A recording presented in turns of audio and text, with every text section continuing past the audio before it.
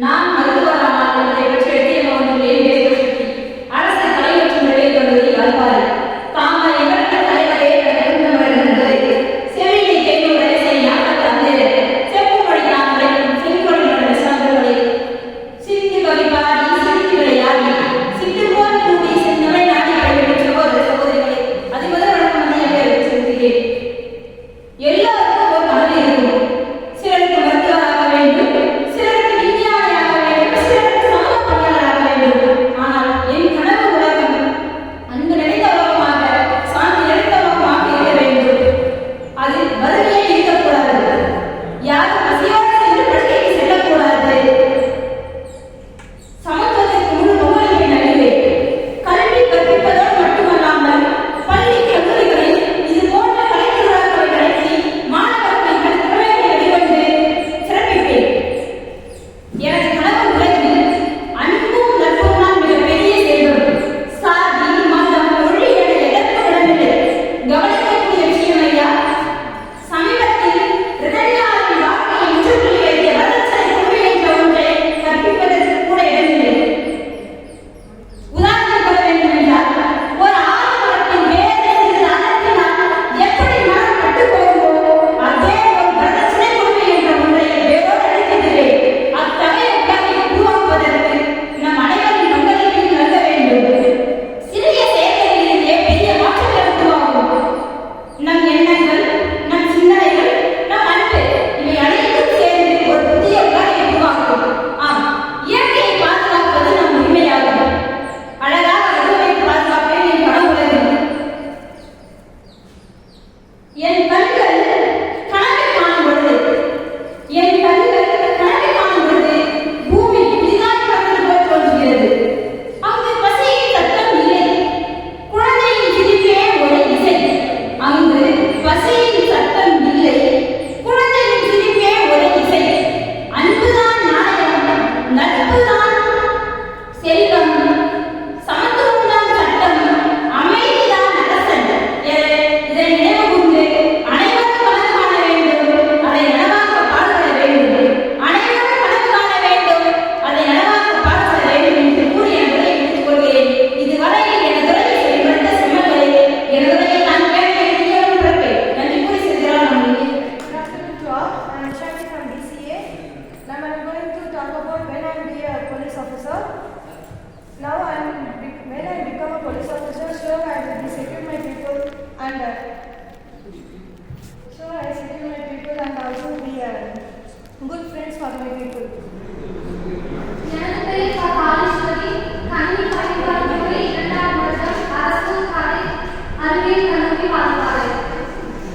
மிகவும் மதிப்பிற்குரிய ஆசிரியர்களே, நண்பர்களே மற்றும் என் இனிய நண்பர்களே, அனைவருக்கும் என் இனிய வணக்கம். ஒவ்வொருவருக்கும் ஒரு கனவு உண்டு. ஒரு சில கனவுகள் தூங்கும் பொழுது தோன்றுகின்றன. ஒரு சில கனவுகள் வாழ்நாளெல்லாம் தன்னை வழிநடத்தி செல்கின்றன. அந்த வகையில் என் மனதில் உருவான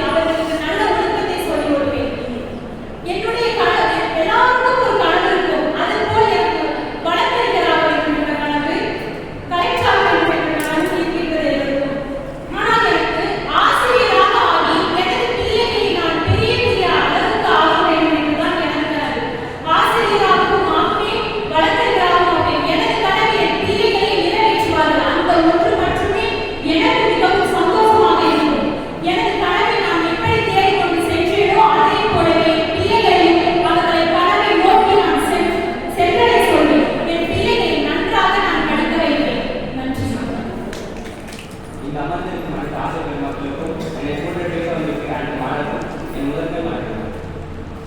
எச்சிக்கன் இருந்தாலும் குற்றம் குற்றமே. எச்சிக்கன் இருந்தாலும் குற்றம் குற்றமே என நக்கீர் வழிவந்த நடுவர் அவர்களே.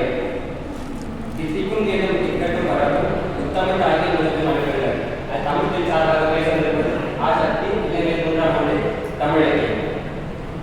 நான் எடுத்துக்கொண்ட தலைப்பு நான் ஆசிரியர் ஆவார். ஒரு மனிதனுடைய தலையத்தை மாற்றக்கூடியது கல்வி. அதை கல்வி என்ற ஆசிரியர் தெய்வத்திற்கு நிகரானவர். ஆகவே அந்த ஆசிரியர்களுக்கு பெருமை சேர்க்கின்ற ஒரு ஆசிரியராக மாணவர்களுக்கு கல்வி பொறுப்பேன். பணம் சம்பாதிக்கின்ற ஒரு தொழிலாளர் ஆசிரியர் தொழிலை பார்க்கின்ற இந்த காலகட்டத்தில் நான் ஏழை மாணவருக்கு தரமான கல்வியை இலவசமாக வழங்க வேண்டும் என்று கருதுகின்றேன்.